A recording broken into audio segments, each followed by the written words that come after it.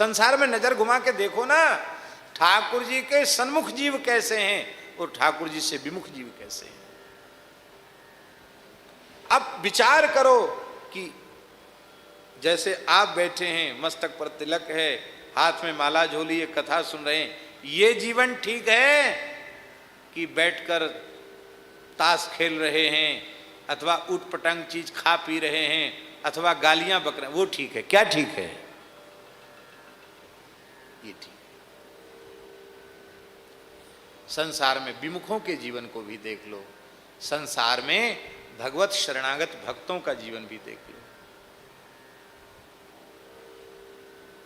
अरबपति खरबपति होने पर भी अभाव की पूर्ति नहीं होती विमुख प्राणियों के, और अत्यंत निर्धन कंगाल होने के बाद भी यदि भगवान का भजन कर रहा है, हरिनाम का जप कर रहा है, वो आंख में आंसू भर के कहते, महाराज जी कुछ नहीं चाहिए, बस हरिनाम में हमारा प्रेम हो जाए, हमें इसी जीवन में भगवान मिल जाए, हमको कुछ नहीं चाहिए। तो अरबों खरबों की जायदाद होते भी जिनका पेट नहीं भर रहा है, वो अच्छा है कि जिनके पास कुछ नहीं है तो भी आनंद का अनुभव कर रहे हैं, बिहारी जी की कृपा का अनुभव कर रहे हैं, उनका जीवन ठीक है। एक कड़िया भगत था,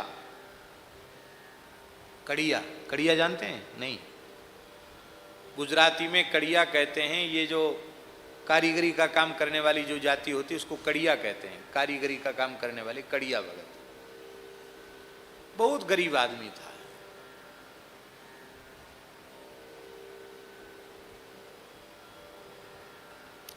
किराए के मकान में रहता था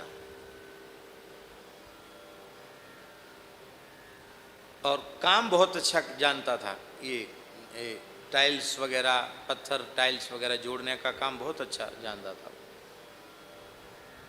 तो काम कहीं मिल गया, चले गए, उससे कह देते भैया हमें जब मस्ती आएगी तो हम कीर्तन करेंगे, तो अपनी जेब में मंजीरा लेके रखते, जब भाव आता तभी काम छोड़ के श्री कृष्ण गोविंद हरे मुरारे हे नाथ नारायण बाबू, ये कीर्तन शुरू कर देते। काम खूब बढ़िया ईमानदारी से करते, और काम पूरा होने के बाद पैसा मिला फिर काम नहीं करते। राशन पानी खरीद के रख दिया, किराएदार को, मकान मालिक को किराया चुका दिया, और जब तक घर में वो पूरा खत्म नहीं हो जाता ना राशन पानी, तब तक घर में बैठ के खूब भजन करते, खूब कीर्तन करते। और जब घर में बार बार गृहिणी कहती कि अब खाने को नहीं है, तब फिर भगत जी चलते, कोई ना कोई धंधा मिल जाता शहर में छोटा मोटा, फिर पैसा। और पूज्य गुरुदेव जाते, भक्तमाली जी, ध्रांगध्रा की बात है, हम लोग जाते तो सबसे पहले उनकी उपस्थिति होती कथा में। इतना गरीब आदमी, उसमें ऐसी कैसेट चलती थी तो टैप कर कर के लोगों को कैसेट सुनाना,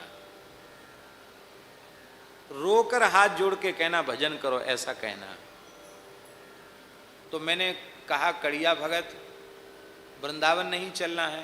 तो बोले नहीं, वृंदावन इच्छा तो खूब रहती है लेकिन अब हम गरीब आदमी हैं, योग नहीं बनता है।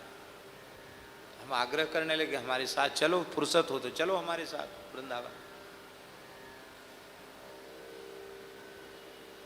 तो जिनके घर में हम रुके थे उन्होंने कहा महाराज जी इतनी सामर्थ्य भी नहीं है कि आने जाने का किराया जुटा सकें, फिर भी संतों की सेवा करते थे वो। साल 2 साल में आते थे वृंदावन, धीरे धीरे उसमें पैसा इकट्ठा करते थे कि यहां साधु सेवा करेंगे। शरीर में कुछ रोग आया, बीमारी भई, इलाज के लिए भी धन नहीं था। तो एक सज्जन थे, अब उनका भी शरीर नहीं है, मणि भाई, वो कहते भाई भगत जी बहुत श्रेष्ठ भक्त हैं, इनको चलो हॉस्पिटल ले चलते हैं। बोले नहीं, दवाई तो हम खा रहे हैं पर दवाई अब फायदा नहीं कर रही, लगता है अब समय पूरा हो गया। नहीं नहीं, हॉस्पिटल चलो, हॉस्पिटल चलो, हॉस्पिटल चलो। तो उन्होंने कहा मेरी सामर्थ्य नहीं है हॉस्पिटल जाने की, अब दवाई खाने की भी सामर्थ्य नहीं, ये नहीं। तो उन्होंने कहा हम करा देते हैं। बोले हम किसी का कर्जा खा के नहीं मरेंगे।